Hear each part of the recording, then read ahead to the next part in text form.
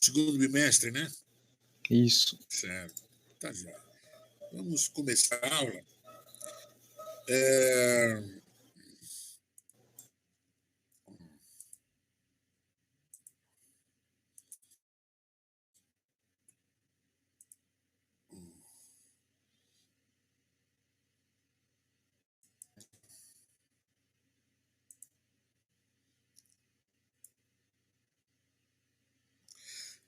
Bem, na segunda-feira, nós tínhamos começado o curso de circuitos sequenciais síncronos. Quer dizer, o curso que vocês estão vendo, a gente pode enxergar como 3 cursos, né, 3 tópicos, né, 3 grandes tópicos.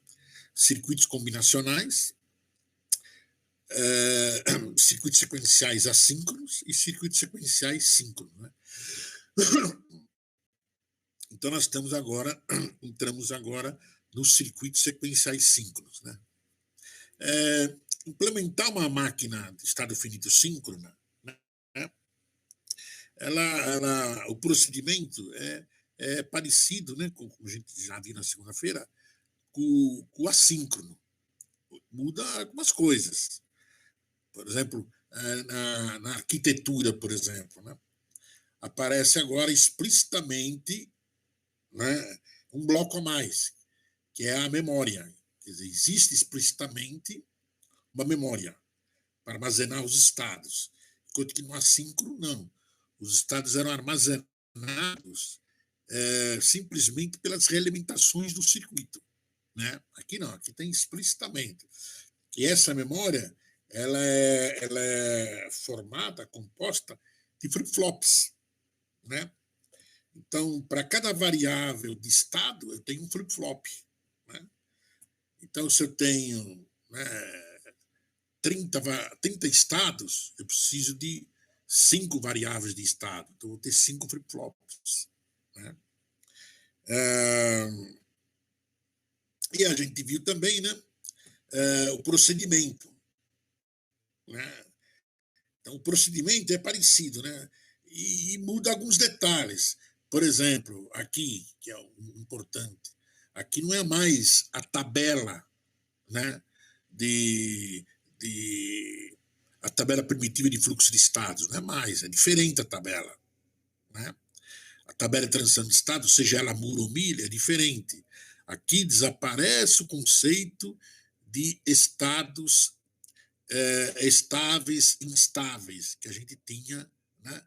Aqui só existe estados estáveis. Então, simplesmente a gente não usa esse termo, simplesmente estado. Né? Então, aqui é diferente. Se você olhar aqui, ó, aqui está a tabela. Né? É diferente a tabela. Por exemplo, lá no mundo assíncrono, como é que a gente faria? Estou no estado A, mudo o evento, vou para B, paro no B, estou agora no estado B, mudo o evento, vou, sei lá, para C, aí para no C. Era assim. Agora não. Agora, olha como é que é. Eu estou no estado A, mexo X, coloquei X igual a 1. Vem o clock, eu vou para o estado B. Parei no estado B, estou no estado B aqui. Aí eu vendo o X, coloquei X igual a 0. Veio o clock, eu vou para o estado A. Né? Então é uma coisa aqui. Se você voltar aqui, ó, aqui representa bem, tá vendo? Eu estou, por exemplo, no estado A. Aqui é estado A. Aqui, ó. Aí, por exemplo, coloco X igual a 1. Processo, saída, tal. E aqui tem o próximo estado, que é o B. Só que até agora não está. Aqui está armazenado o A. O A está aqui. Né? Então, o A está aqui, eu entrei com o X, processou, teve a saída, imagina que é mili, por exemplo. Né? Teve a saída, uma nova saída, e aqui está, né, o B. Agora vem o clock, aí sim, ele armazena o estado B, Quer dizer, aí eu fui para o estado B, quando ela armazena. Quando ela armazenou, eu fui para o estado B. Agora o estado B está aqui. E tem um momento, né? Aí depende, né? Pode ser que na hora que aqui foi para o estado B, independentemente da entrada, aqui já gera um outro estado. Ou não. Ou ele fica esperando a nova entrada. Então ele fica aqui e B aqui. Aí quando muda a entrada, aí vai para um outro estado. Aí depende, né, da especificação. Pode ser que tem especificação que nem depende da entrada. Eu gerei o B aqui, ele vai lá e já gerou o C. E fica parado aqui. Aí eu gero o clock, vem para o C e nem vê a entrada. Ele já gera o D. E fica esperando aqui o clock para armazenar o D. Então depende da especificação, tá? Do problema, né? Aí eu faço a minimização de estados. Lógico, aqui, diferentemente da tabela primitiva, né, a tabela primitiva sempre tem uma tendência de ter muitos estados, né, pela maneira que se constrói a tabela, tudo. Né? Aqui não. Aqui a tabela ela pode ser bem maior do que a minimizada? Pode, mas é comum, né, eu ter uma tabela e reduzir alguns estados, tal, né? Aí vem a minimização de estados. A minimização de estados é o mesmo algoritmo, não muda nada, igualzinho, não muda nada, tá? O assinalamento de estados aqui, né? A gente não tem problema de corrida crítica. Não existe esse conceito no mundo síncrono. Não existe o conceito de oscilação no mundo síncrono. Não existe esse conceito. Então, o assinalamento de estados aqui é aleatório. Lógico, depende da combinação de código que você gerou para a tua máquina, esse bloco aqui pode ficar mais complicado ou não. Pode ficar maior ou menor. Depende do código que você deu para os estados. Tanto esse bloco como esse bloco, ele pode ter muito mais portas, né? Muito mais produtos, né? E produtos, somas, né? E's e O's, né? Pode ter, depende da codificação que você fez, né? Tá? E aí, como agora você tem explicitamente a memória e que ela é composta de flip-flop, você precisa escolher o flip-flop. Qual é o flip-flop que você vai usar? Né? Pode escolher qualquer flip-flop. Né? Lógico, existem estudos, né, que mostram que para esse tipo de aplicação aqui é mais interessante tal flip-flop. Né? Por exemplo, tipo assim, contadores, né, que a gente vai ver. Muitos tipos de computador, é interessante flip-flop T. Registradores, é interessante flip-flop D. Né? O JK é um flip-flop que ele, como ele tem a tabela de operação, a tabela de excitação dele tem muitos don't care, então ele tem, mesmo tendo duas entradas, né, então precisa de duas equações, né, quer dizer, aqui, né, se você olhar aqui, né, tá vendo aqui, ó, aqui, cada flip-flop que está aqui, eu vou ter uma equação de excitação.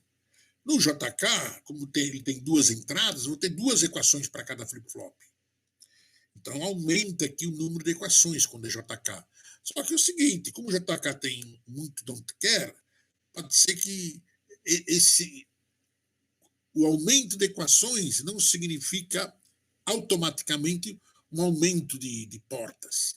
Pode ser sim, pode ser que não. Depende do problema, entendeu? Tá? Então aqui tem um problema, né? Aí vem a minimização lógica.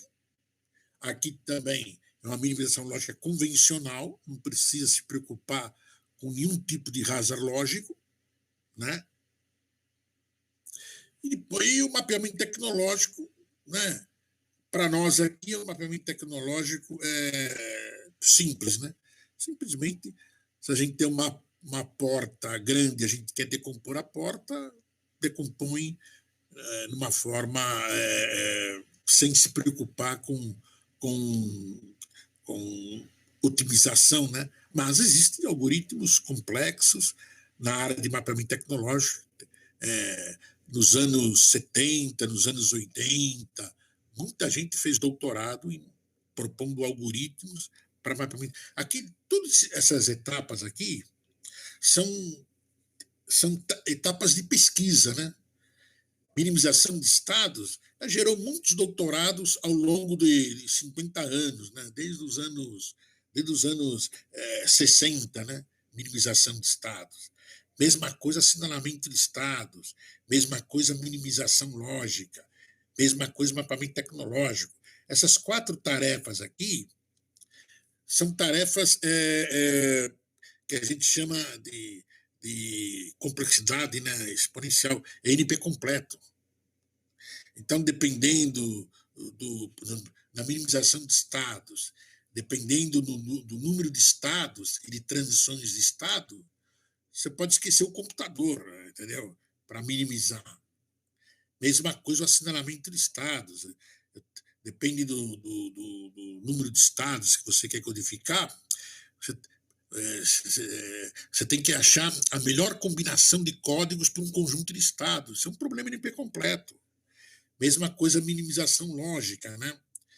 Eu tenho um conjunto de min-termos que eu quero fazer uma combinação de cobertura, né, para chegar no menor número de implicantes, né, e com o menor número de literais. Também é um problema NP completo, entendeu? Mapeamento tecnológico, mesma coisa. Quer dizer, eu tenho, eu tenho, eu tenho um circuito e que tem várias portas lá, imagina, várias portas, com, com um fanim muito maior do que a biblioteca. Então, eu preciso criar uma combinação de decomposição dessas portas de uma tal forma que eu consigo ter um circuito melhor, né? Um circuito com menor área e consome menos energia, né? Então, também é um problema NP completo, né? Tá?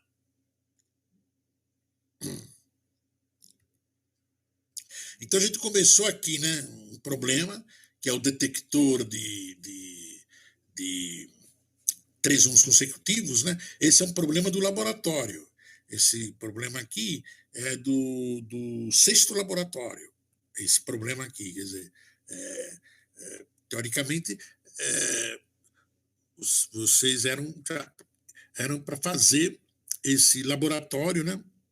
No protoboard, quer dizer, pegar os chips, né? Pegar os chips, né? Tipo assim, né? Tá vendo? Aqui está o projeto, né? Pegar, por exemplo, um chip que tem o JK. Normalmente esses chips têm 2 flip-flops lá dentro, tá com um chip só. Você resolveria aqui, um chip aqui. O outro chip, aqui o JK, não me lembro, o JK é 74, eu não sei se é 74, 76, eu não estou lembrado. Mas é um chip lá, TTL. Então você teria um chip aqui, um chip para as portas inversoras. Normalmente o chip, a inversora, se eu não me engano, acho que é 04, se eu não me engano. Tem acho que 6 inversoras lá dentro. Um chip, né, para a porta E e um chip para a porta NAND, né? Lógico, aqui você poderia também, em vez de você pegar um chip, 2 chips, 3 chips, 4 chips, você poderia fazer o seguinte: você pega 3 chips, por exemplo, poderia, um para o JK, um para a inversora. Como o E normalmente tem 4 E's, aqui você colocaria uma E e uma inversora. Então aqui você pegaria, né, isso aqui entraria num chip, aí a saída dessa E entraria no outro chip, que é a inversora. e a saída desse chip, você entraria aqui, né? Quer dizer, faria isso. Então você economizaria um chip, né? No teu protoboard, né? Quer dizer, em vez de ter 4 chips, você precisaria de 3 chips, né? Tá? Então aqui mostra, né? A descrição do problema que a gente viu na segunda-feira, né? Entendeu? Né? É uma máquina Moore, né? Então, na máquina Moore, né, lembra? O vértice descreve o estado, né? Aqui eu dou nome para os estados, eu posso colocar nome com letras, com números, com nomes mesmo. Ah, o A, aqui é o estado inicial, esse aqui é o estado final. Eu dou nome para os estados, então eu posso fazer de qualquer maneira, né? Eu que decido. E aqui são as saídas, no caso aqui, né, barra saídas, no caso, as saídas é uma só, né? Tá? Então, as arestas, é um grafo direcionado, né? As arestas são rotuladas com as entradas, né? Eu posso ter aresta sem ser rotulada? Posso. Eu posso ter uma situação tipo assim. Não tem esse aqui, por exemplo. Né? Eu estou aqui, estou no A. Vem o clock, vou para o B, sem ter nenhuma condição. Aqui não, aqui esse exemplo aqui, todas as transições têm condição. Por exemplo, eu estou aqui. Se a entrada for 0, eu fico no A mesmo. Se for 1, eu vou para B. Eu estou no B. Se o X for 0, eu vou para o A. Se o X for 1, eu vou para o C. Quer dizer, todas as transições aqui são condicionais. Tem condição. Mas no mundo síncrono, no mundo assíncrono, isso é impossível. Eu mudar de um estado para o outro sem evento. Né? Aqui, o evento ele tá implícito. É o clock. Né? O evento aqui está implícito. Então, eu estou no ar. Não tem condição nenhuma. Não tem isso aqui. Estou aqui. Vem o clock, vou para o B. Ah, também não tem nenhuma condição. Vem o clock, vou para o C. Tá? Então, isso também que muda, né? No mundo assíncrono, não existe isso no mundo assíncrono. Eu sempre tem que ter um evento. Quer dizer, no mundo assíncrono, toda transição ela é rotulada. Toda, no mundo assíncrono. No mundo síncrono, não necessariamente. Aqui, coincidentemente, tem por causa do problema, né? Mas eu poderia ter, e é normal de ter essa equação, transições que não são rotuladas, entendeu? Tá? Então, aqui, tá vendo? Montei a especificação. É uma muda de 4 estados. Tudo bem. Tá? Agora, como eu disse para vocês, né? No mundo assíncrono, normalmente a gente trabalha direto com a tabela, né, no mundo assíncrono, que é mais fácil, é mais didático, tudo, né? Já no mundo síncrono, é mais fácil trabalhar com o grafo. Então, normalmente, mesmo nos livros, tal, você vê o problema, ele sendo descrito no grafo, depois mapeado para a tabela. Que é mapeamento, né? Tá vendo? Se o X é barrado, fica no A. Né? E se ele é barrado aqui, ele vai para o A, vai para o A e vai para o A. Então, tá vendo? O X, tudo A, tá vendo? Porque se ele está no A, o X é barrado, continua no A. Se ele está no B, o X é barrado, vai para o A. Se ele está no C, o X é barrado, ele vai para o A. Ele está no D, se o X é barrado, ele vai para o A. Tá vendo? E aqui, tá vendo? Aqui eu tenho, tá vendo? A, B, vai para C, do C vai para o D e para no D. Que é isso, né? A vai para o B, vai para o C, vai para o D e para no D, né? Quando o X não é barrado, tá vendo? E a minimização de estados é igualzinho, não muda nada, absolutamente nada, igualzinho. Tá vendo? A, B, saídas iguais, depende do BC, tá vendo aqui? Ó? Igualzinho, não muda nada. Então tá aqui, dá para ver que aqui o CD é incompatível, né?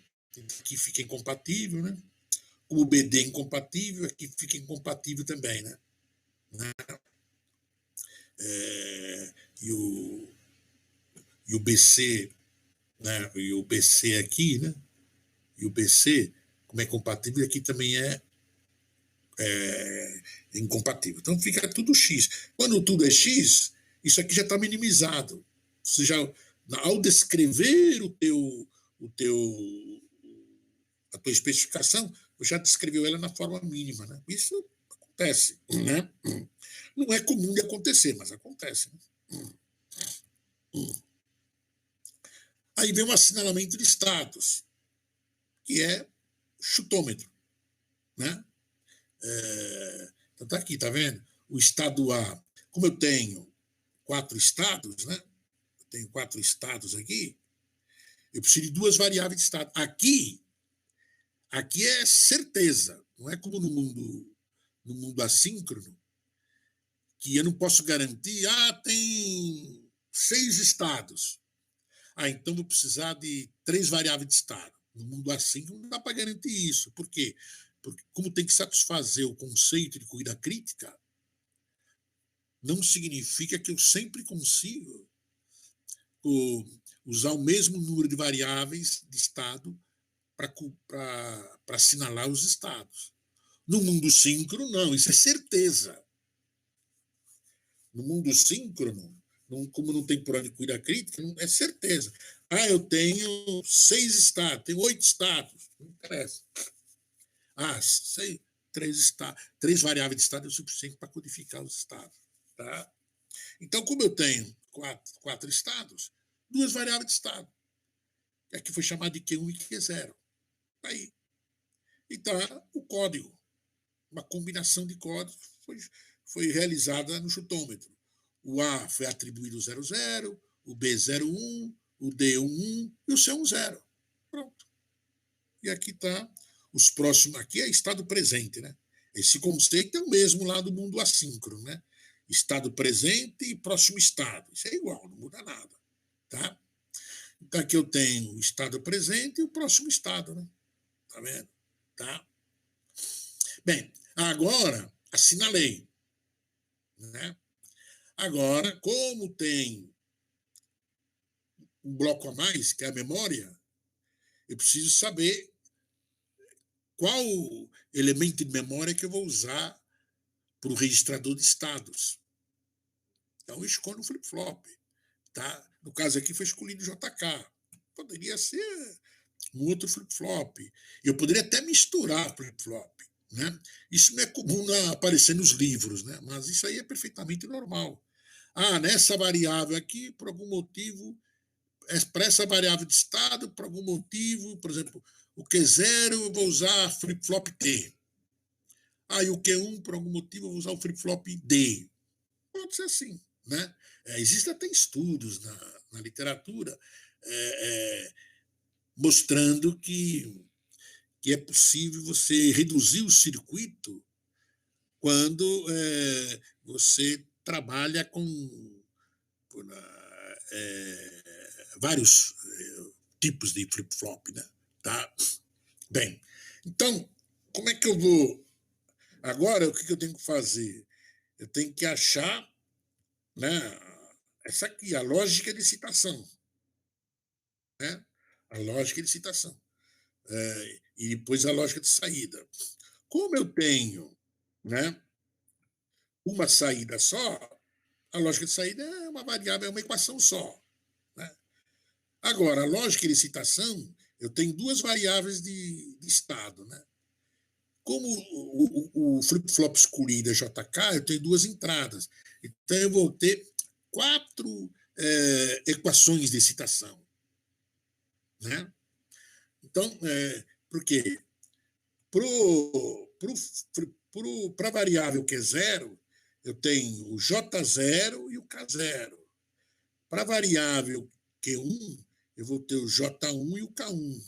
E como é que é esse preenchimento? O preenchimento, eu vou seguindo aqui, a tabela de citação. Por isso que é importante a tabela de citação. Porque a tabela de citação, né, quando é flip-flop D, tudo bem. O flip-flop D é igualzinho no mundo assíncrono. Eu pego isso aqui e mapeio para o mapa de Carnot, quando é flip-flop D. Agora, quando é JK, quando é RS, quando é T, ou um outro flip-flop que você inventou, você precisa da tabela de citação. Porque no flip-flop D, a tabela de citação é ele mesmo, né? Q igual a D, né? Entendeu? Então, quer dizer, então, na tabela de citação é muito simples. Então, é como se você não precisasse da tabela de citação, pela sua simplicidade. Agora, nos outros flip-flops, a tabela já não é simples, a tabela de citação. Então, você precisa tê-la para fazer o preenchimento correto. Né? Você está vendo aqui, por exemplo, do Q0, olha lá, do zero vai para o zero, que lembra que é estado atual, aqui próximo estado.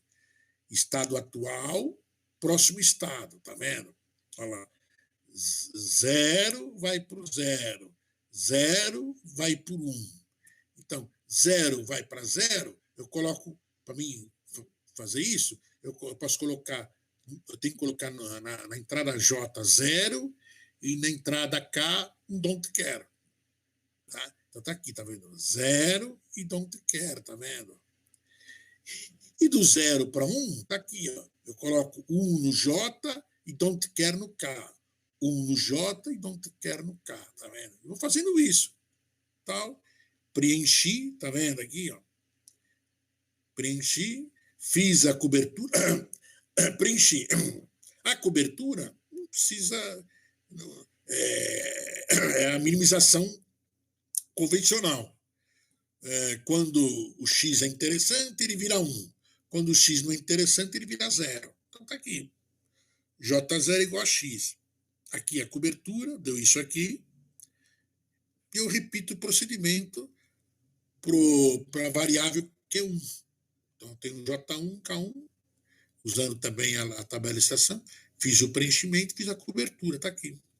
E agora eu vou desenhar um circuito. Você vê que no projeto não apareceu o clock. Não apareceu o clock. O clock só vai aparecer agora, na hora que você desenhar um circuito. Olha lá. Olha lá. Tá vendo o clock aqui? Ó? Né? Porque o flip-flop ele tem clock. Né? Agora apareceu o clock aqui. Então, se você olhar, J1, o que é? É um E. É o X e Q0. Tá vendo? Olha lá. Se você olhar aqui, ó. Olha lá. X e Q0, tá vendo? J1. Eu coloquei aqui o Q1 aqui e o Q0 aqui. Poderia ser o contrário, tá? Na hora de desenhar, eu poderia colocar o Q0 aqui e o Q1 aqui. Nada muda. Lógico, as conexões têm que ser direitinhas, né? Tem que fazer a ligação. Por exemplo, se aqui tivesse o Q1 aqui e o Q0 aqui, obviamente que essa linha aqui não era daqui, era daqui. Né? No caso aqui, como os dois são iguais, né? Então não muda nada, né? Mas poderia ser o contrário, né? Poderia ser eu poderia pegar um barrado aqui, por exemplo, né? Entendeu? Então, né?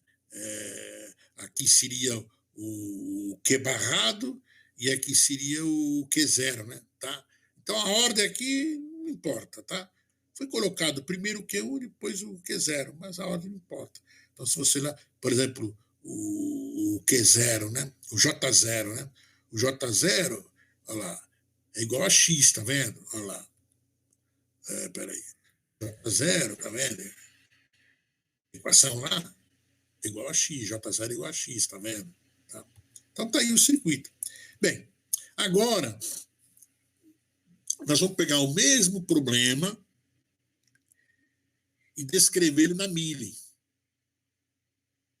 Né? Lembra que a gente fazia lá no mundo assíncrono? Né? Como a gente tinha, às vezes, a primitiva da Moore, eu só convertia para a primitiva da Mili e depois minimizava. Né? Aqui não dá para fazer isso. Porque se você pega, por exemplo, você faz uma Moore, né? Faz uma Moore, né?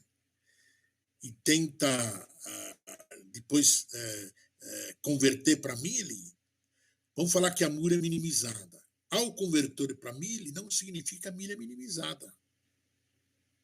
Tá? Então, você tem que tomar cuidado. Tá? Pode converter? Pode, mas eles têm que fazer a minimização. Agora, normalmente você faz o quê? Você já faz a descrição, né, do grafo já em mili, né? Em mili, como é que é, né? Eu tenho o vértice, que você é o estado. Então, você dá um nome para os estados, A, B, C e tal. E as arestas direcionadas são rotuladas com a entrada e a saída. Eu posso também ter arestas que não têm rótulo nenhum, que são incondicionais. Né? Aí eu estou aqui, venho o clock e vou para cá. Tá? Mas, quando existe transições com condição, é assim que é feito. Eu coloco as entradas aqui, barra, saídas. Né? Então, como eu tenho, tá vendo? Só que é o seguinte, no mundo Mili, é diferente do mundo Moore. No mundo Moore, como é que é o mundo Moore? Eu estou aqui, vamos ver aqui, fica mais fácil. Eu estou aqui, no estado C com saída zero.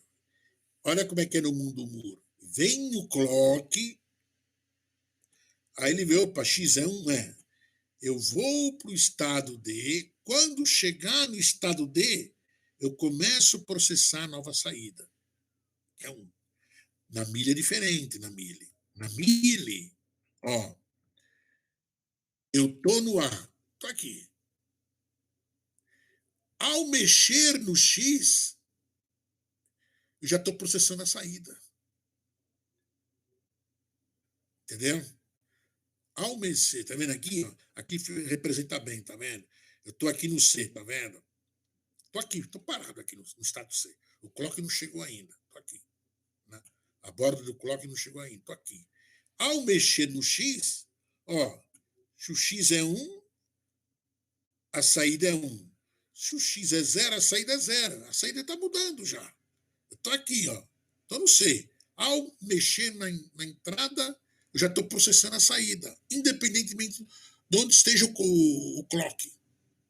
Depois que chegar o clock, aí eu vou para A. Então, quer dizer, quando eu estou aqui, eu já estou processando a nova saída. Depende da mudança de entrada. Aí, quando vem o clock, aí eu vou, ou eu permaneço aqui, ou eu vou para o A. Mas, de repente, a saída já foi processada. Por exemplo, eu estou aqui, coloquei um X igual a 0. A saída já foi para 0. Já está 0 lá. Aí veio o clock, aí eu estou processando um novo estado, vou para o A. Entendeu? Deu para entender a diferença? Tá? Então esse conceito, né, acaba levando a um número menor de estados. Por exemplo, eu quero 3 1s consecutivos. Aqui, estou aqui. Estou no estado A. O X é 1. Vamos falar, para mostrar esse conceito melhor, eu não vou mexer no X, vou deixar ele X1 sempre. Então está aqui no A. X é 1. Então, primeiro 1. Lembra que é 3 1s consecutivos? O X vai para 1. Estou aqui, X1. Aí eu venho o clock, vou para o estado B. Quando chega no estado B, ele já processa o novo X. Então já processa o novo X. O segundo X igual a 1. Aí vem o clock, ele vai para o C.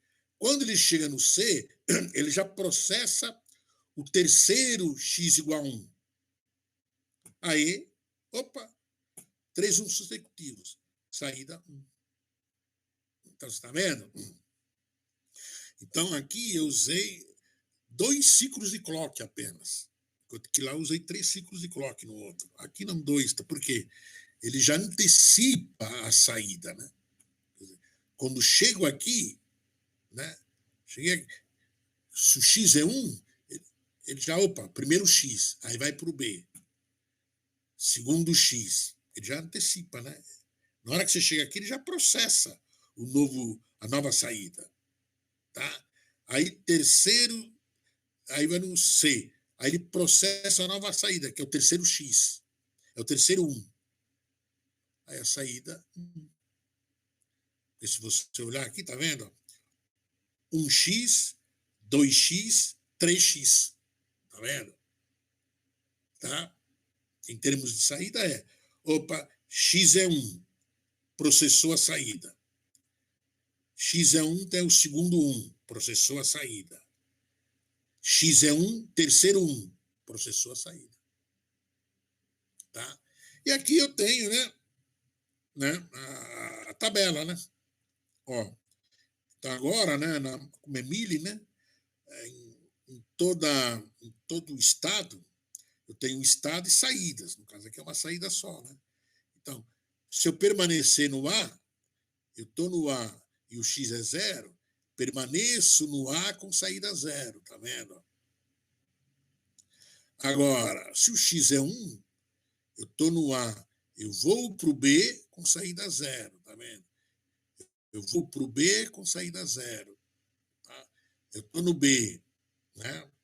Se o X é 1, eu vou para o C com saída 0. Se eu estou no C e o X é 1, eu vou para o C com saída 1. Então está aqui. E a minimização? Opa. E a minimização? Se você fizer a minimização aqui, ó, olha lá, vamos ver aqui. Ó. AB depende de BC. Né? BC são incompatíveis, saídas diferentes, tá vendo? BC. Como é que o AB depende do BC, então também é incompatível. Conclusão, não dá para minimizar, né? Não dá para minimizar. Então isso aqui já é mínimo. Você aplicar aqui, isso aqui já é mínimo. Então não dá para minimizar. Então, ficou assim, tá vendo? A codificação também enxutada. Como agora eu tenho 3 estados, eu tenho o estado don't care. Então, aquele problema, lembra? Que eu usava o don't care para cobrir toda a corrida, tudo. Isso aí não existe aqui. Não existe. Por que não existe? Porque não tem, esse conceito de corrida não existe. Então, aqui eu estou no A. Né? Porque assim, eu estou no A. Por quê? É aquele conceito de brecar, né? Ó, não tem corrida porque não tem corrida. Ó. Eu estou no A. Aí está aqui, eu gero o B, para o B aqui. Ó. O B para. Não tem corrida. O B para, parou. Vem o clock, aí eu processo o B. Né? Então não existe o conceito de corrida. Então aqui eu não preciso, né, colocar nada aqui. Eu só coloco alguma coisa aqui quando eu quero minimizar melhor ou aí tem um negócio. Existe um conceito chamado estado hang-up. Né? Quer dizer, o que é esse conceito? É o seguinte, por exemplo, eu tenho, quando eu quando eu ligo o circuito, o flip-flop, ele pode, você não forçar nada a ele pode aleatoriamente assumir um valor. Assim, logo que eu liguei o circuito, né, a tensão da alimentação dele, na hora que eu liguei, ele pode assumir um valor. E quando você tem estados don't care, pode acontecer o seguinte: na hora que eu ligo o circuito, de repente os flip-flops assumiram 1 em 1. Tá? E agora? O que vai ser aqui? De repente, pode ser um 1 em 1 aqui. Vamos falar que a minimização lógica gerou 1 em 1 aqui e 1 em 1 aqui. Conclusão, ele não sai. Na hora que você ligou o teu circuito, ele não sai do estado 1 em 1. Então, existe uma coisa que a gente chama de inicialização. Né? Então, você procura inicializar o teu circuito, né, forçar com que os flip-flops comecem um determinado valor, né? Isso às vezes precisa de fazer isso, né? Tá? Às vezes não, às vezes precisa. Por exemplo, quando você liga o computador, ou você dá reset no computador. Lá, na hora que você dá reset no computador, existe lá um registrador de estado que ele é inicializado no estado inicial. E aí, no estado inicial, ele vai buscar naquele endereço, né, o início de uma subrotina para carregar o sistema operacional, para carregar a BIOS, né, porque o Windows é uma parte, né, Windows, né, existe um sistema, né, que carrega o que a gente chama do kernel do sistema operacional. Depois o kernel carrega o Windows, tá? O Android, qualquer outro sistema operacional, entendeu? Tem isso daí, tá? Então existe isso. Então, às vezes, a gente precisa inicializar. No mundo assíncrono, sempre. Então, como vocês não fizeram o quinto laboratório, né? Ali, para funcionar aquele circuito realimentado, na hora que você fazer a simulação, você tem que inicializar, né, o circuito. Porque se você não inicializar, o simulador, o que ele faz? Ele vê umas realimentações, os simuladores comerciais, eles não foram projetados pensando em realimentação, em circuitos realimentados. Para ele acha estranho aquilo ali. Então, quando ele vê uma realimentação, ele chuta o valor.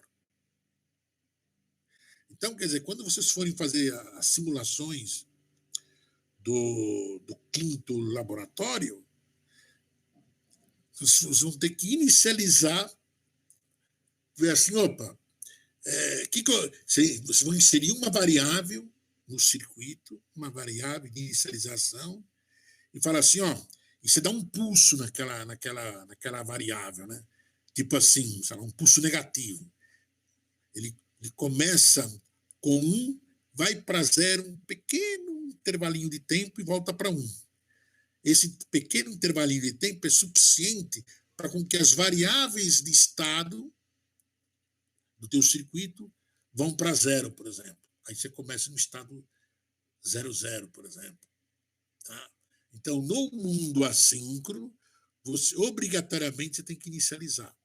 No mundo síncrono, nem sempre. Aí depende de casa a casa, depende do projeto que você está fazendo, tudo, e da situação. Tá? Tudo bem? Então, aqui, mesma coisa, mesmo procedimento.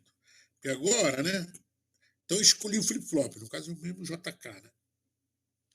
Então, a minimização lógica, né? Tá vendo? Mesma coisa aqui. Eu tenho os estados, né? O presente e o próximo estado. Tá aqui, tá vendo? Do 0 vai para o 0 e do 0 vai para o 1, tá vendo? Aqui, ó. Olha lá. Do 0 vai para o 0 é 0x, é J, é 0x, né? J. 0 no J e X no K, tá vendo? 0 aqui, X aqui, tá vendo? Tá? Aqui é do aqui é do 0 para 1. Entendeu? Do 0 para 1. 1x aqui, ó, tá vendo? Ó, aqui, ó. Esse aqui, tá vendo aqui, ó? De 1 para 0. De 1 para 0 é x1. Tá vendo? Ó, x1. E de 1 para 0 é x1. x1, tá vendo? Tá? E agora a cobertura, tá vendo? Aqui, ó. Aqui eu não usei o don't care, não me interessa. Então ficou aqui, ó. Então ficou x, o J0 é x, que é 1 barrado, tá vendo? Tá aqui, ó. e aqui a cobertura aqui foi interessante. Aqui esse X passou, esse don't care passou a ser 1, né? 1 e 1. Então, K0 igual a 1, né? Quando tudo é 1, né? O K é igual a 1. Mesma coisa aqui. Aqui eu tenho o J1 é X, que é 0. X que é 0, tá vendo? Aqui o Star Don't Care assumiu 1 aqui e 0 aqui, tá vendo? Tá? E aqui o K1, que é o X barrado. Então, pegando. E aqui tem o mili, né? Entre as variáveis de entrada, né? Tá vendo? Porque você tem essas saídas aqui, ó, essas saídas aqui, estão aqui, tá vendo? Aqui, ó, tá? Deu isso aqui, então Z igual a X, que é 1. Então tá aqui, ó. Olha lá. Então dá para ver aqui, né? Que é uma mili, né? Porque olha o X, ó. O X é uma entrada, ele atua diretamente na saída, tá vendo? Se uma variável, eu posso ter 300 saídas. Se uma variável atua numa delas, numa saída, ela já é mili. Não importa do que as outras variáveis, só depende da variável de estado. Se tem pelo menos uma variável de saída que ela tem influência direta de alguma entrada, a máquina já é mili. Entendeu? Bem, então nós aprendemos aqui como sintetizar, como projetar uma máquina de estado finito síncrona otimizada, né? Porque a gente procurou, né? Lógico, não é totalmente otimizada. Por que não é totalmente otimizada, né? Porque aqui a gente simplesmente cagou, né? Para esse tópico, né? Então não é bem otimizada, né? Ela é parcialmente otimizada, porque aqui sim, aqui nós otimizamos e aqui nós otimizamos. Aqui não. Então, para ser uma máquina sintetizada, altamente otimizada, eu precisaria também usar um algoritmo de assinalamento de estados aqui, coisa que nós não fizemos, né? Porque foge, né, dos objetivos do curso, né? Tá? Então, tá lógico, olhando assim, né? Você vê que o circuito é pequeno, né? É possível que aquele código seja. Pode ser que não seja a melhor codificação, né? Mas não está longe disso, né? Tá. Bem.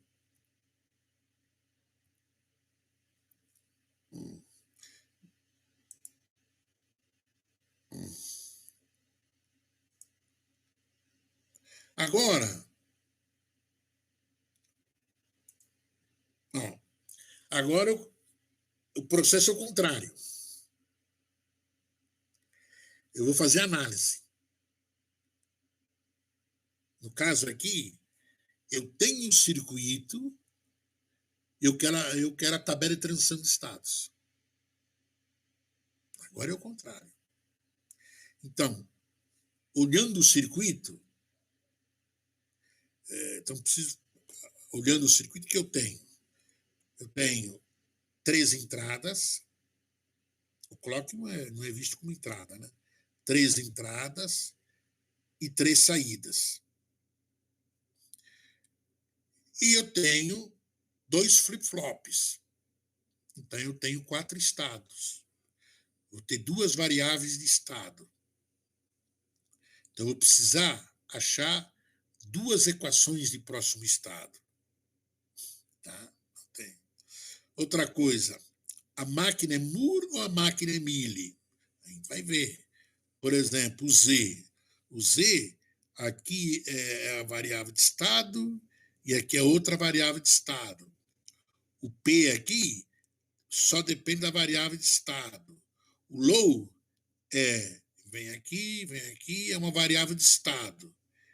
E esse daqui também é uma variável de estado. Então é uma Moore, uma máquina Moore. todas as saídas, elas dependem somente das variáveis de estado. Então, o que eu preciso aqui? Como eu estou trabalhando com flip-flop JK, eu preciso, primeiro, eu extraio as equações de excitação. Então, eu vou extrair o J0, o K0, J1 e K1. Vou fazer isso, eu vou extrair essas equações. E as equações de saída também. Né?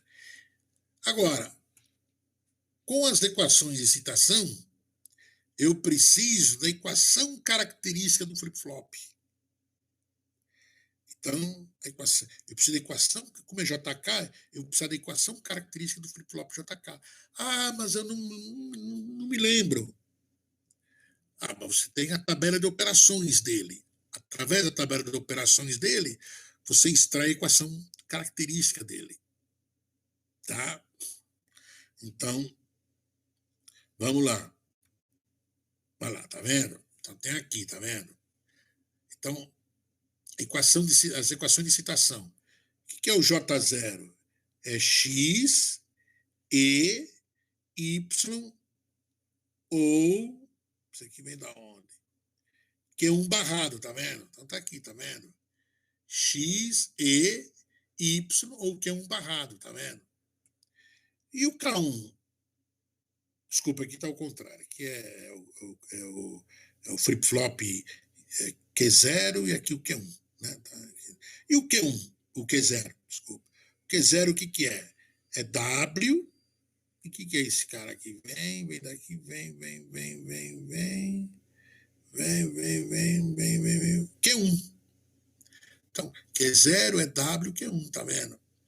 Mesma coisa eu faço agora para o flip-flop 1. O que é o J1? É o próprio Q0, tá vendo? Então tá aqui, J1, o próprio Q0. O que é o K1? K1 é um ou aqui. Então é esse aqui. O que é esse aqui? É um Q0, X barrado e W. Tá vendo? Então tá aqui, tá vendo? Então é X barrado, Q0 e W. Ou, né? Q1 barrado e esse cara é o Y. Então, Q1, Y é Q0 barrado. Então, Q1 é tudo isso aqui. Pronto. Peguei as equações de excitação. Agora, eu quero achar as equações de próximo estado. Então, eu quero achar a equação de próximo estado do Q0 e a equação de próximo estado do Q1. Para isso, eu preciso da equação característica do flip-flop JK. Nós vimos em aulas anteriores que a equação característica do JK é essa equação aqui. Ó. O que eu faço agora para me achar a equação do próximo estado? Substituo, né? Por exemplo, o Q0 aqui vai ser J0, Q0 barrado, ou K0 barrado, Q0. E mesma coisa o Q1, né? O Q1 vai ser Q1, J1, Q1 barrado, K1 barrado, Q1. Aí substituo, né? Isso aqui na equação. Olha lá. Então, eu vou substituindo, tá vendo? Eu substituo, né? Aqui, ó, né? Pego aqui como aqui, eu fiz uma manipulação algébrica, deixei assim, tá? Aqui, substituo, tá aqui, tá vendo? E o J1 também substituo. Pego aqui, substituo o J1, que é isso aqui, é o Q0, o K1 barrado é tudo isso daqui, então tá aqui. Eu tenho as equações de saída, né? Eu já comentei. O que é o P? É o próprio Q1, né? O que é o Z? É o Q1 e o Q0 barrado, tá vendo? E o low? O que é o low? O low é o Q0 barrado e o Q0 barrado e o Q1. Então está aqui. Então, com essas duas equações, mais essas três, eu monto a tabela de transição de estado. Entendeu? Está aqui, ó. Tá vendo? Três entradas. Então, eu tenho, tá vendo? Isso aqui, duas variáveis. Lógico, quando você faz a análise, aqui não aparece mais don't care, né? Não aparece mais, né? Por quê? O don't care está relacionado com a cobertura, né? Na cobertura, tudo vira zero ou vira um. Não tem don't care, lembra? Se o don't care faz parte da cobertura, ele virou um. No caso, a gente está fazendo soma de produto. E se não participou da cobertura, ele virou zero. Então, aqui é só. Não tem don't care, né? Então, é só você. Se você, por exemplo, a saída, né? Olha lá. 0,0,0,1,0. Por exemplo, o Z. O Z é Q1 e Q0 barrado. Então, aqui, ó, o Z é 0.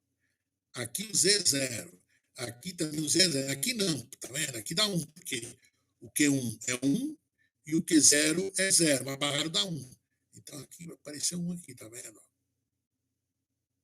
Mesma coisa para o P pular. Aqui, se você olhar, por exemplo, vamos pegar vamos pegar esse cara aqui, ó.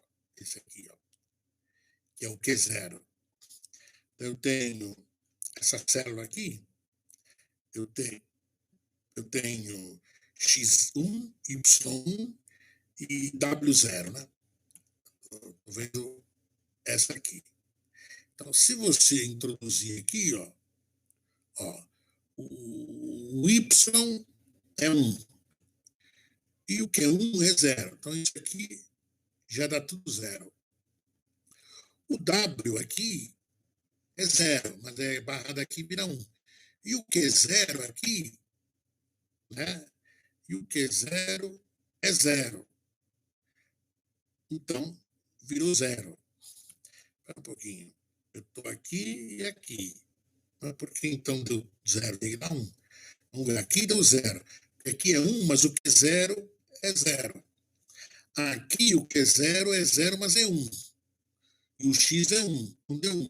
Como o Y é 1, então aqui dá 1, né? Então isso aqui deu 1. Por isso que apareceu esse 1 aqui, ó, tá vendo? E vai preenchendo, né? Vai preenchendo tudo. Tá joia? Então, é dessa forma que a gente consegue, né? Então, uma análise comum, né? Dado esse circuito aqui, né? Eu quero a tabela de transição de estados dele, quero a especificação dele, tá? Então, é um exercício comum, né?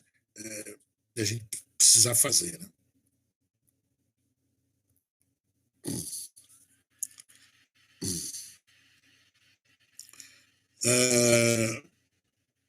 Vamos.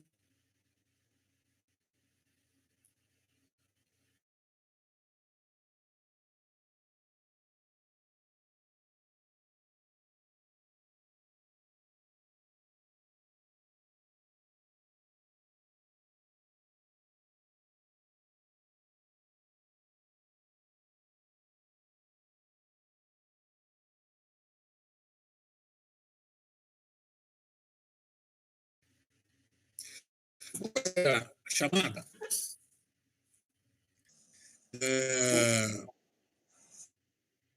Vamos lá aqui.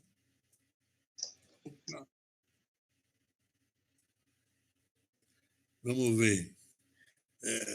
Vamos ver. Então, hoje é dia aula 03L.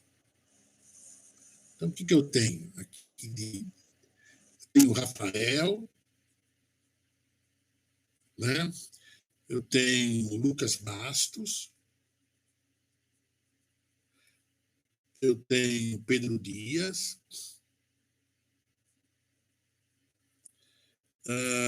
eu tenho Pedro Dias, eu tenho o Eduardo, Tem o Pedro Alves.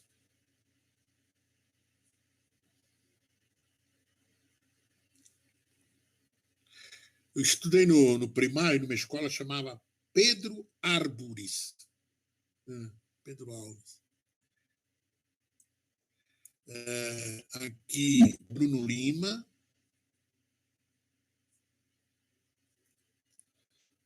Aqui, vamos ver, peraí. Bruno Lima. Ricardo.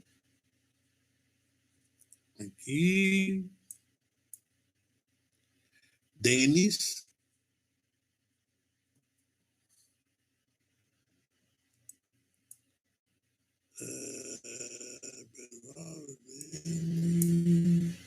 Bruno Lima. Ricardo.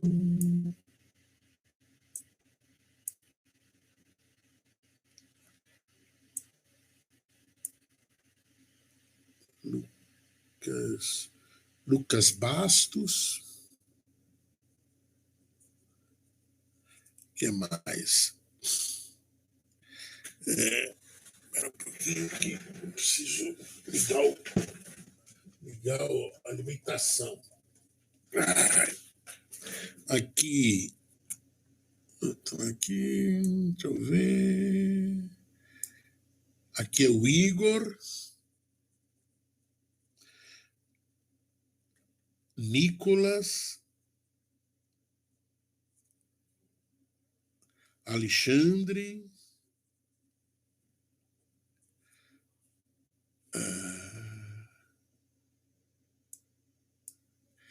Felipe Bastos.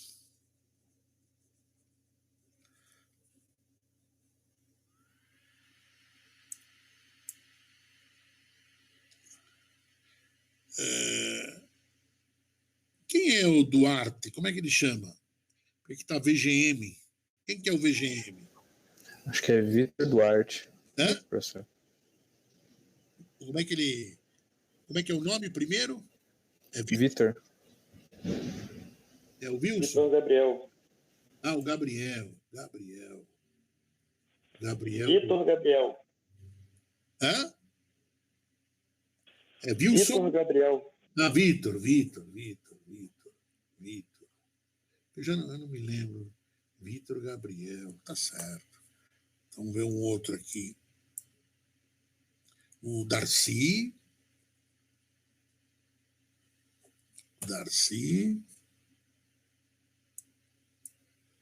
O Jaime.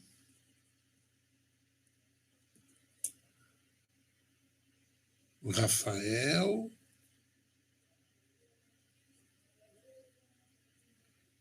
Bernardes.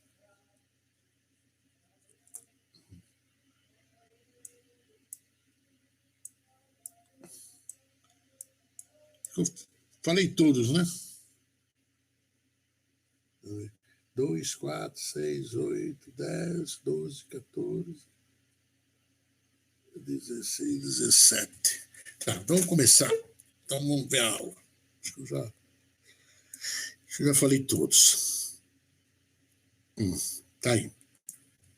Então vamos lá.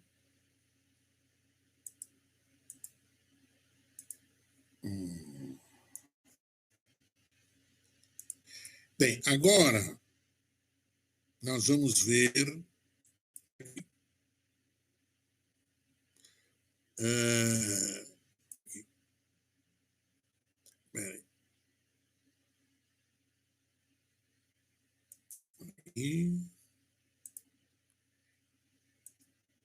tá. Então agora tem um tópico, a gente vai ver conversão de modelos. Tá? Eu posso ter, de repente, uma especificação de um problema, tá? E eu queria mudar a especificação. Tipo assim, essa especificação está no modelo Moore, mas me interessaria implementar no modelo Mealy. Então, em vez de você entender, né, tentar entender o problema, tal, para você descrever no modelo Mealy, fica mais fácil você converter a especificação. Ou está no milho, você quer no Moore. Né? Por quê? As máquinas Moore, ela tem uma vantagem. Ela tem duas desvantagens em relação a milho, mas tem uma vantagem. As duas desvantagens são o seguinte: normalmente a máquina Moore tem mais estados do que a máquina Mealy. A gente viu agora um exemplo, né? A máquina Moore teve 4 estados e a máquina Mealy 3 estados. Então isso é comum, da máquina Mealy precisar de menos estados para descrever o mesmo problema. E ao mesmo tempo, a máquina Mealy, ela permite um processamento concorrente entre a saída e o estado, enquanto que a Moore não, a Moore é sequencial esse processamento. Então, com isso, né, a máquina fica mais, o que a gente chama de tempo de latência, tempo de processamento, é mais rápido na máquina Mealy. Só que a máquina Mealy, ela tem um problema, né? Como as saídas da máquina, elas têm um comportamento assíncrono, quer dizer, elas não estão sincronizadas com o clock. Por quê? Lembra, eu mudo a entrada, já a saída começa a processar. Não sei onde está o clock, mas já começa a processar.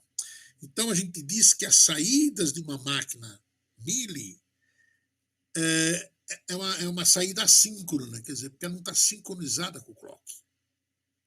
Isso aí pode me trazer problemas na hora que eu interajo com outros circuitos que operam com esse clock.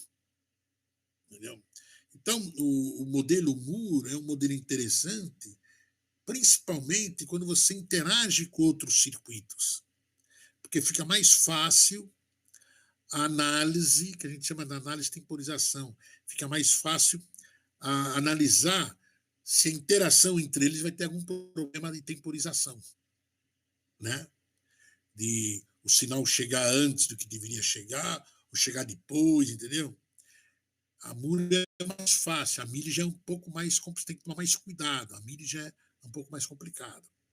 Então, quer dizer, então às vezes é interessante você trabalhar com a Moore em vez de Mealy, né? Tá? Então aqui a gente vê, né, procedimentos para converter uma máquina em outra. Por exemplo, aqui, Moore para Mealy, entendeu? Aqui surge um conceito que a gente chama de máquina homogênea, né? O que é uma máquina homogênea? Uma máquina homogênea é uma máquina onde todas as transições de estado, né, que chegam todas as transições que chegam no mesmo estado têm a mesma saída. A Moore é assim, a Moore, né? Mas eu posso ter Mealy homogênea, né? Porque a Mealy, ela está relacionada com o quê? Eu mudo a entrada, a saída já começa a ser processada. Então, isso é Mealy, né? Então, a Moore, por definição, era uma máquina homogênea. Porque todas as transições que chegam no estado, o estado gera a mesma saída. Agora, a Mealy não, a Mealy pode ser homogênea ou não, né? A gente vai ver quando que é isso. Por exemplo, tá vendo aqui, ó? Isso aqui é uma descrição Moore, tá vendo? Eu tenho 2 estados aqui, o estado A com saída K, o estado B com saída K1. Eu tenho 3 transições que chegam no estado A. Eu tenho essa transição, que eu chego com a condição E1, com a condição E2, e aqui eu tenho uma autotransição, um loop, né, de E3, condição E3, e aqui E4. Quer dizer, quando eu chego aqui, se a condição E3 for verdadeira, eu permaneço no estado A. Se a condição E4 for verdadeira, Eu saio do A e vou para o estado B. Como é que eu faço a conversão? A conversão é simples aqui. Eu simplesmente pego esse K e transporto ele para todas as transições que chegam no estado A. Então, esse cara vem para cá, esse cara vem para cá e esse cara vem para cá.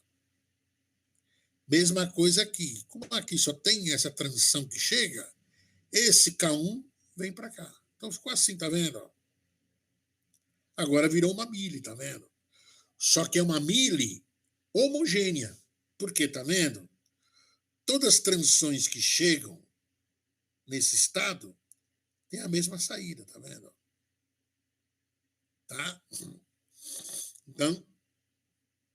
Então, o que eu faço? Eu converti uma mur para mili. Normalmente a conversão, né, de mur para mili, ela sempre é homogênea. Agora, por exemplo, essa daqui, essa mur aqui, vamos falar que essa mur está minimizada. Não significa que essa aqui já está minimizada. Pode ser que sim, pode ser que não. Essa aqui. Tá? Uma outra aqui. Agora é mili para mur. Agora vem o conceito de máquinas heterogêneas. Por quê? O que é uma máquina heterogênea? Quando eu tenho transições de estado que chegam no mesmo estado com saídas diferentes. Por exemplo, está vendo essa daqui? Estou com o estado A e estado B. No estado A, eu tenho também 3 transições que chegam nela. Só que aqui, a saída é K1, aqui é K2, aqui é K3. Então, 3 saídas diferentes. Eu tenho pelo menos 2 saídas diferentes, já se caracteriza por uma máquina heterogênea. Como é que eu faço para converter essa mili para mur? Está vendo como é que eu faço? Simplesmente é o seguinte, eu vejo quantas saídas diferentes tem. Por exemplo, esse estado aqui, chegam nele 3 saídas diferentes. Então, eu vou decompor esse estado em 3 estados.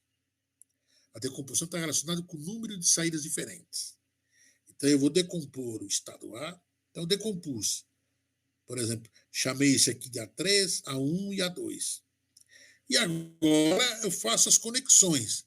Por exemplo, o K1, que eu chamei de estado A3, chega o E1, tá vendo? E1, agora tem que fazer as conexões.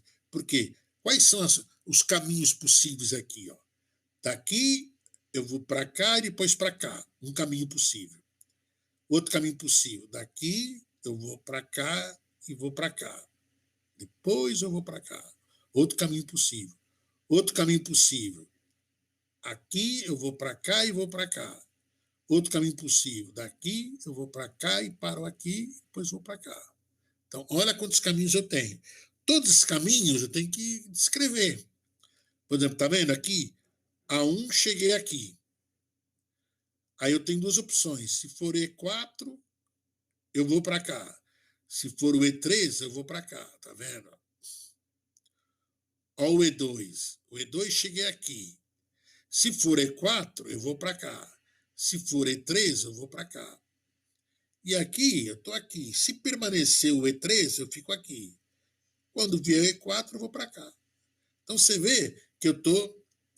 Essas conexões que eu fiz entre os 3 estados descreve exatamente todos os caminhos possíveis aqui. Ó. Senão está furado. Tá? Pronto. Converti.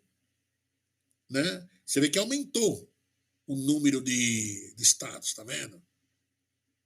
Tá? E aqui não tem jeito, isso aqui é mínimo, né? Por quê? Né? Não dá para mínimo, porque são saídas diferentes, tá vendo? Então, se isso aqui é mínimo, isso aqui é mínimo, tá vendo? E aumentou o número de estados, tá vendo? Tá? Peraí.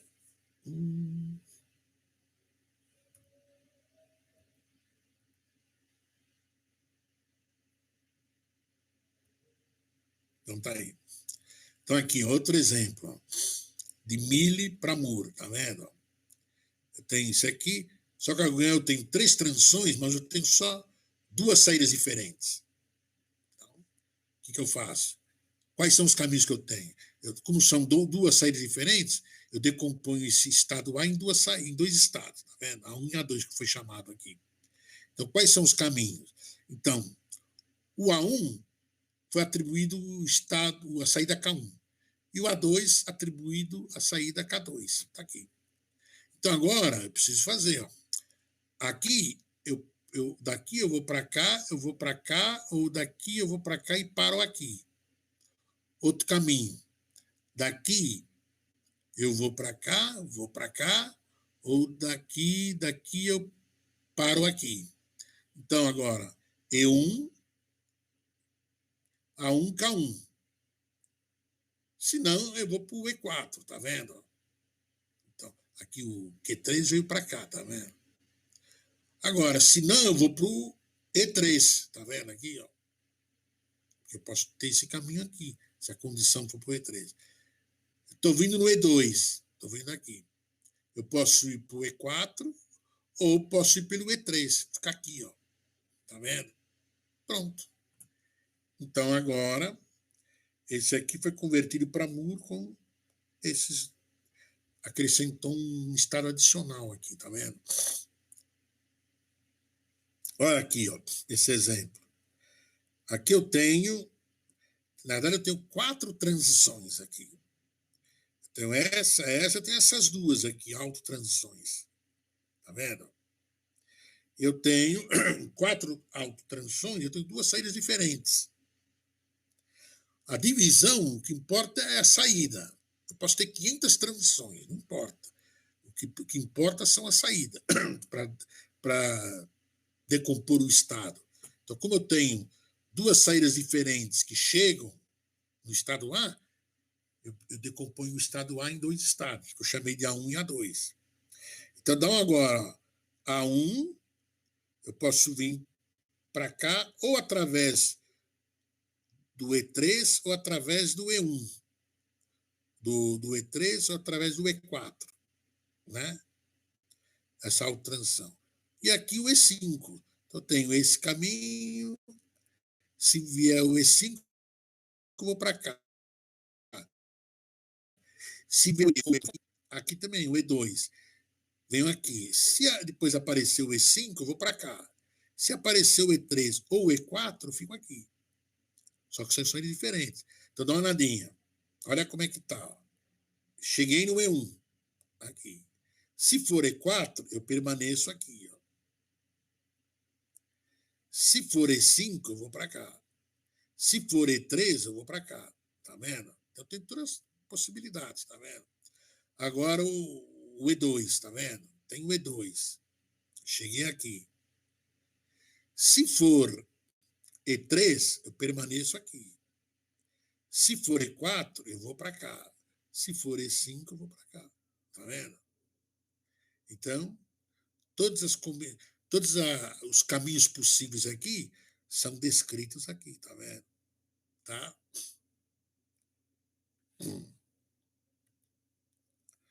Há um outro exemplo aqui. Aqui, ó, Moore para Millie, tá vendo?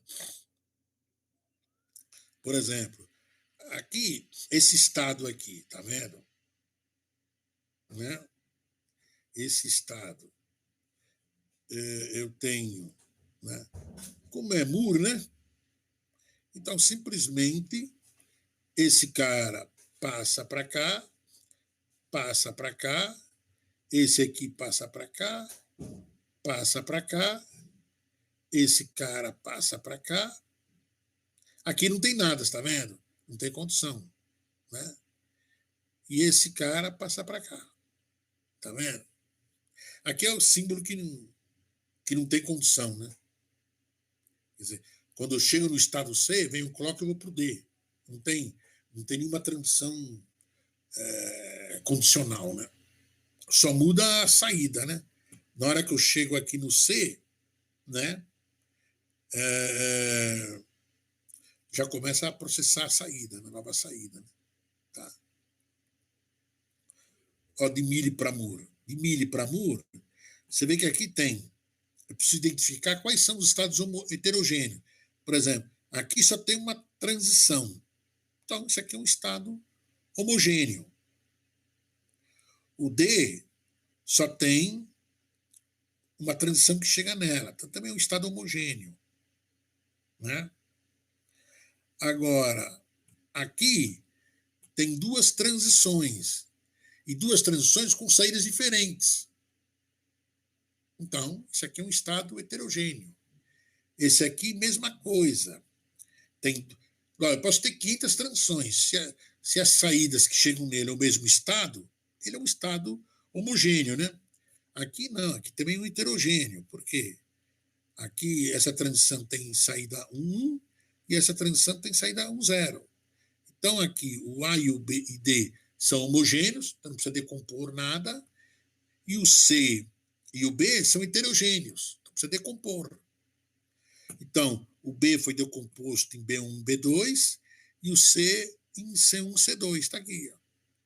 E agora tem que fazer todas as combinações, por exemplo, aqui, ó, né? Do A cheguei no B. Aí o B, se for X1, ele vai para B2 com saída 0, 0. E permanece aqui, tá vendo? E permanece. Se o X for barrado, ele vai para o D, tá vendo? 0. E eu estou aqui. Se o X for barrado, ele já vai para o D, tá vendo? Mesma coisa o C, daqui do D para o C. Do D para o C. Então, converti. Então, do D para o C com 1 e aqui um 0. Então, 1.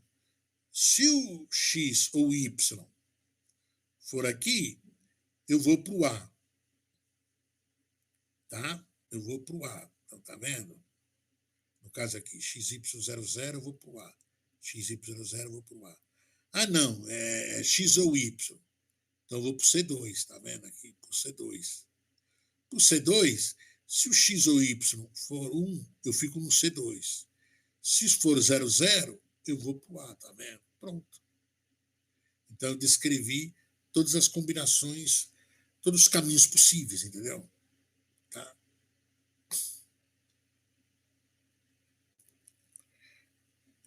Peraí, deixa eu ver aqui. Então, acabou.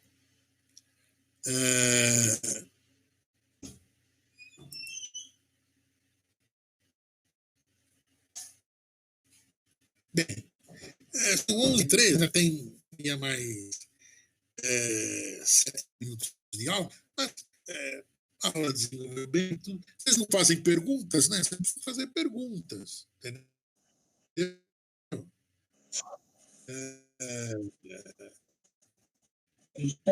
Vocês têm que...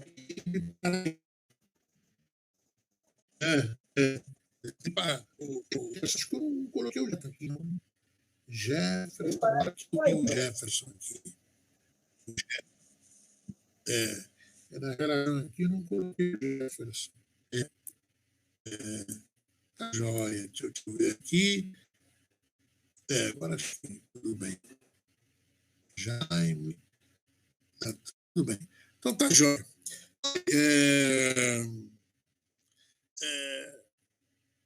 Vocês procurem também o Jaime, não representante. Também procurem já pensar em marcar a terceira e quarta prova, né? Para agendar tudo, né? A gente está tentado com a matéria, né?